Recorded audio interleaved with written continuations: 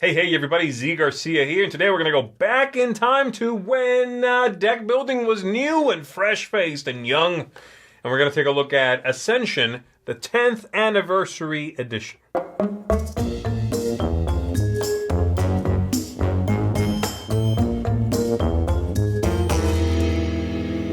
So this game is obviously a reprint of Ascension, 10th anniversary of it. It has new artwork in here, a lot of reworked artwork, and they've retweaked and rebalanced some cards that they deemed weak after a decade of information that they've buffed up a little bit. So make the whole thing a little bit more balanced, okay?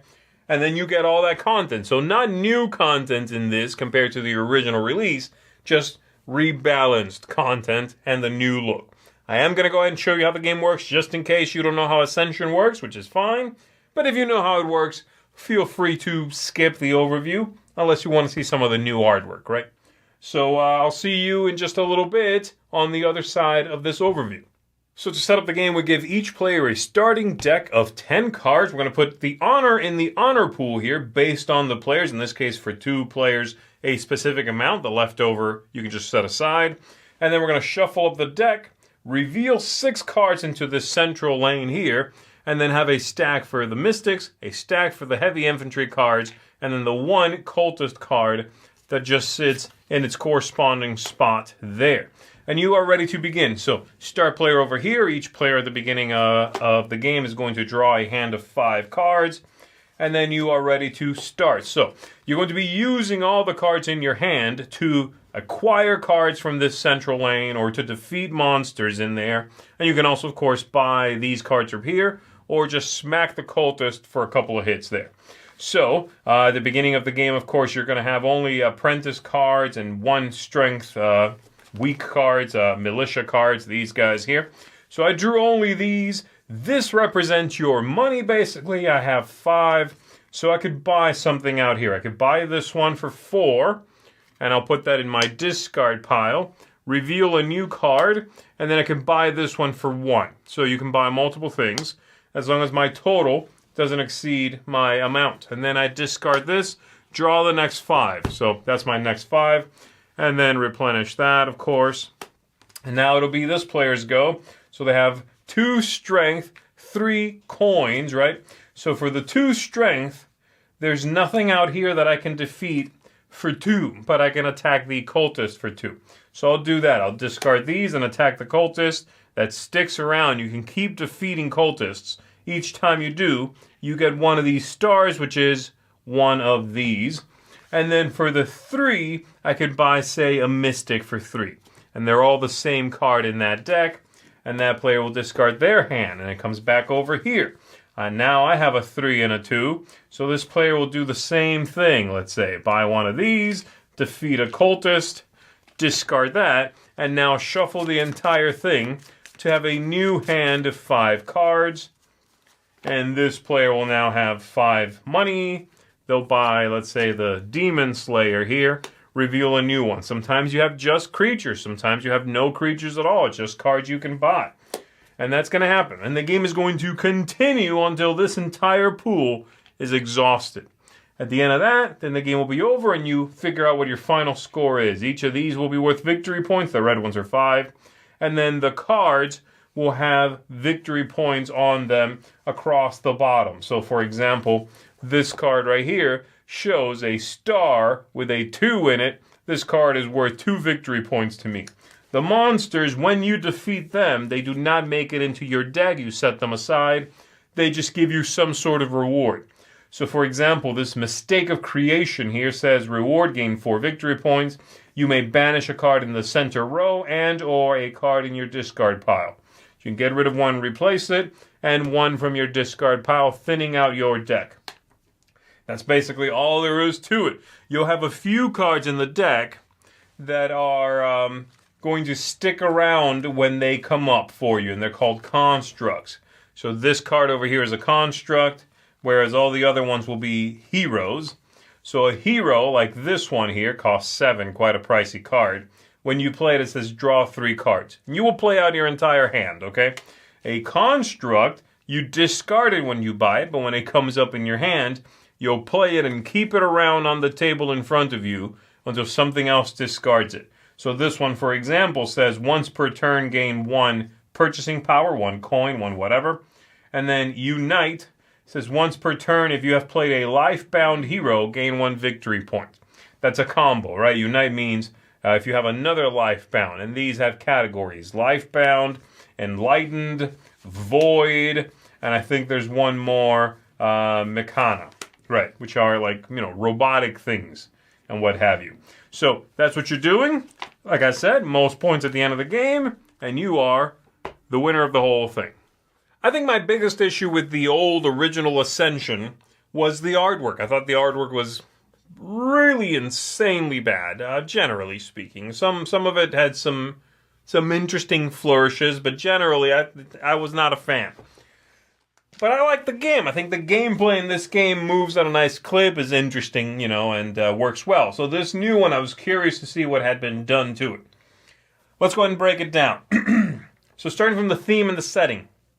The theme and the setting in this game is generic fantasy / science fiction-y world.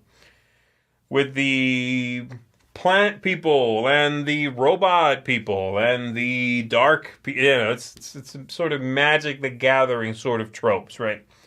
By finding a world or a peoples or a setting and sticking a faction in each of those. There's 4 of those, and they're fine, but the game could be anything, right? The aesthetics, which is a big part of what I want to talk about here, or sort of highlight, is lovely. I do think the board, unfortunately, is this weird quad-fold funky shape. This thing. It is, unfortunately, a little bit of a tight fit inside the insert, which is too bad. I think these corners are going to take a little bit of a beating after you put it in there and take it out a lot. I think that's going to happen. But the board is very nice. The cards are good quality cards, the tokens, the shards, whatever they're called. Same as before, they're good, plastic. The card artwork is considerably improved. There's a lot of cards in here that I would now consider beautiful cards. They're not all beautiful in my opinion, but the artwork is simply better. So no problems there. The replay value. I think this game has a good amount of replayability right out of the box. Yes, there's a bunch of expansions that you can throw in here and mix that up. But right out of the core box, I think the replayability is good because familiarity helps this kind of game. So if you play a lot, yes, you see the same cards. You're also getting better at spotting good combos and knowing what you should and shouldn't buy, just strengthening your play. And that's a big part of replayability for a game like this. The game art, you can really feel the deck progression in this game. There's a lot of deck building games that have come out throughout the years, and some of them, that progression is secondary, right? And some of them, your deck evolves at a very languid pace. In this game, your deck construction is engaging, it's quick.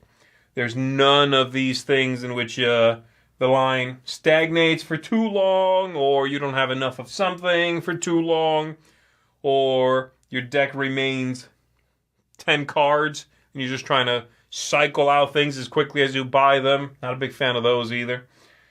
Yeah, in this game, you feel that progression at a nice, steady pace. The game ends when it needs to end. It lets you feel cool. It lets you build up things. All of that works out well for me. So I think the game arc is solid. The ease of play. This is still one of the easiest deck building games out there. It came out a long time ago, so it got away with being easy. Nowadays, you can't really put out this kind of deck building game. It needs to have extra stuff. And I get that, generally speaking, But this one's, the rhythm, it's just catchy. It's just quick and easy to play. So I think the ease of play here, again, stays high. Not too many symbols or crazy stuff to track, right? And then lastly, tactics, luck, strategy, synergies, interesting play, knowing what to banish from the line to bring something else new, knowing what of the different, factions or whatever they're called to invest in, looking for those synergies, knowing what construct to buy so that it sticks in play and now gives you a nice centerpiece to hopefully some strategy. All of that is fun in this game. This is not a game that blows my mind, but I think it's a considerable improvement over the original one. And if someone has never played Ascension and enjoys deck building, I would definitely recommend it. Or if someone, played Ascension 10 years ago, wasn't that super into it, maybe they didn't like the look or thought the game was a little simplistic, I don't know, I might recommend trying it again with this new one. It feels more modern, and yet, while the gameplay is still the same, the kernel of a good idea, this line of cards that keeps cycling, is still there and still compelling. So there you go. That's what I think of it. Ascension, the 10th Anniversary Edition. For me, this is going to get an 8 out of 10. That's a seal of approval. This is a solid reprint of the game. Nice reworking, good look, well packaged, and still clever, fun, and quick playing. So that's Ascension. And that's going to do it for me, everybody. Thanks very much for checking this out. My name is Z Garcia.